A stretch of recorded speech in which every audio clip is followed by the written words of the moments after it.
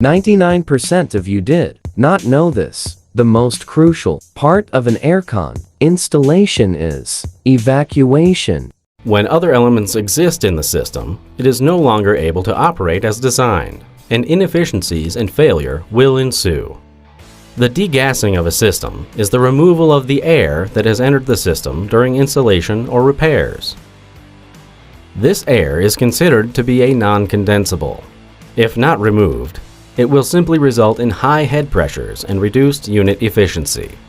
The reduced efficiency and additional strain placed on the components will result in excess energy consumption and premature failure. Degassing is relatively easy and happens in the early stages of the evacuation. But what's left behind can pose more of an issue.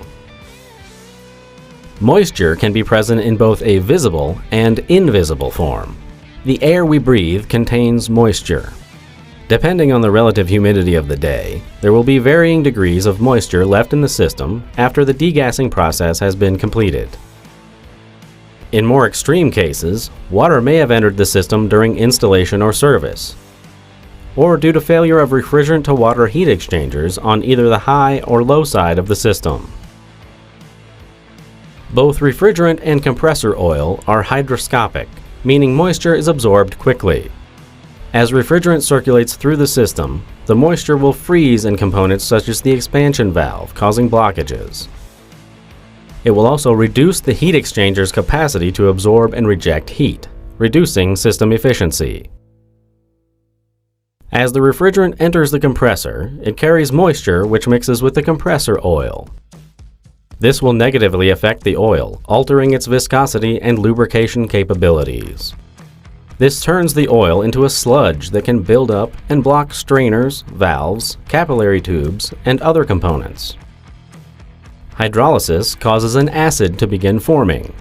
When the acid is introduced to the heat of compression, this process accelerates.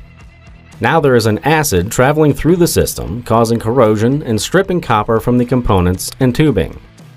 The copper, acid, and sludge make their way back to the compressor where copper plating on the crankshaft journals occurs, causing the compressor to draw more power.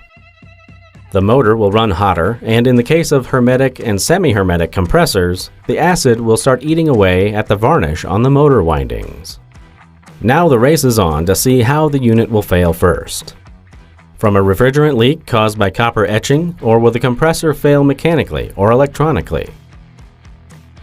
These issues are why the dehydration process of evacuation is so important. Dehydration is the removal of moisture from a refrigeration system. This process is the fundamental reason why pulling a system into a vacuum is so necessary.